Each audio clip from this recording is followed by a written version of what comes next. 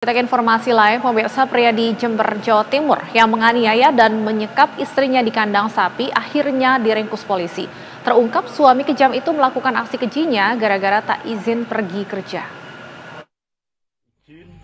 Penemuan wanita di desa Tanjung Sari, istrinya Toher Kerajaan.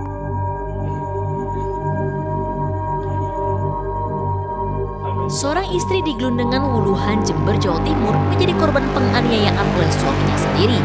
Parahnya lagi, suaminya juga menyekap korban di kandang sapi. Beruntung korban dalam kondisi yang memprihatinkan berhasil kabur dan diselamatkan oleh warga. Tak butuh waktu lama, polisi akhirnya membekuk Hermawan atau Toheri, suami yang menganiaya dan menyekap istrinya sendiri. Dari hasil interogasi, pria 55 tahun ini tega menganiaya istrinya sendiri lantaran sakit hati. Istrinya pergi bekerja sebagai asisten rumah tangga ke Sumatera Utara tanpa pamit. Jadi yang kami tanyakan kepada korban bahwa saat ini korban benar-benar mengalami psikis yang sangat berat.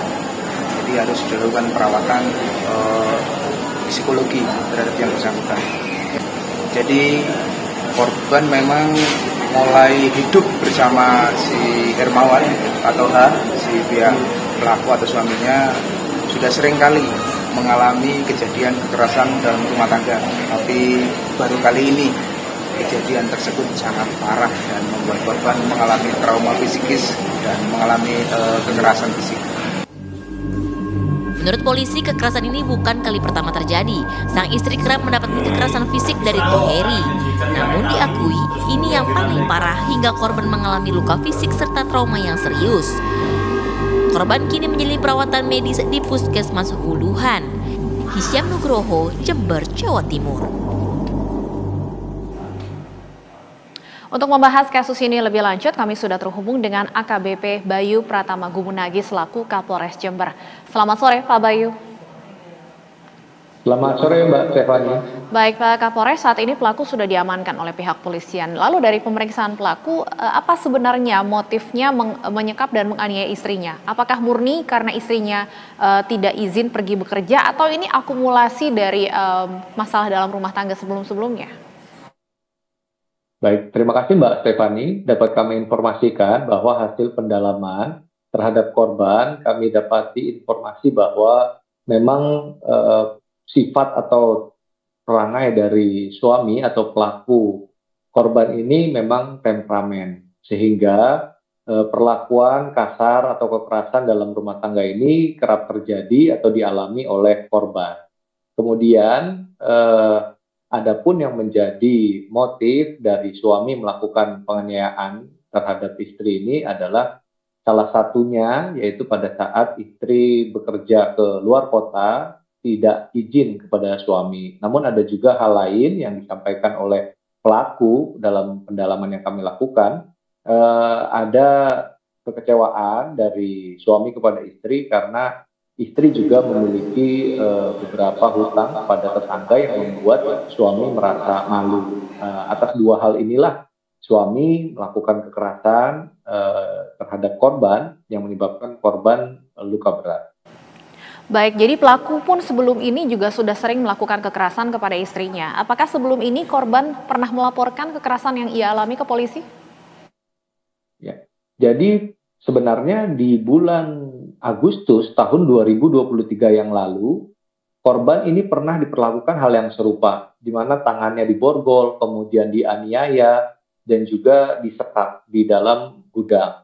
Namun pada saat itu sudah didamaikan oleh perangkat desa setempat, sehingga korban tidak melaporkan kepada pihak kepolisian.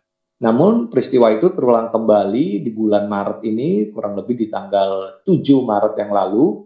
Korban diperlakukan hal yang sama, diikat kakinya, diborgol tangannya, kemudian dimasukkan ke dalam kandang sapi dan dianiaya di sana. Pada saat inilah korban berhasil melarikan diri, masuk ke dalam gudang salah satu warga di sekitar tempat tinggalnya, dan ditemukan dalam kondisi luka berat dan melaporkan kepada pihak polisian. kurang lebih pada pukul 23.00 petugas kepolisian dari Polsek Wuluhan mendatangi TKP dan langsung memberikan pertolongan kepada korban dibawa ke rumah sakit, dan kami amankan pelaku yang juga suami dari korban itu sendiri. Baik, kondisi dari korban saat ini bagaimana Pak Bayu? Alhamdulillah untuk kondisi korban berangsur-angsur pulih, sudah bisa beraktivitas normal kembali. Lebam di beberapa bagian tubuh, tangan, wajah, dan juga kaki sudah mulai sembuh dan sudah hilang. Namun demikian mungkin secara traumatis masih ada yang dialami oleh korban. Baik, terakhir Pak Bayu, apakah pelaku atau suami korban ini sudah ditetapkan sebagai tersangka? Sudah, jadi sejak penangkapan di tanggal 7 Maret yang lalu, kita langsung tahan dan kita tetapkan sebagai tersangka, sebagaimana kita juga tetapkan ancamannya adalah pasal 44 ayat 1, 2, 3 Undang-Undang Nomor 23 Tahun 2004 tentang penghapusan dalam kekerasan dalam rumah tangga. Baik, terima kasih AKBP Bayu Pratama selaku Kapolres Jember sudah bergabung bersama kami di Berita Satu Sore.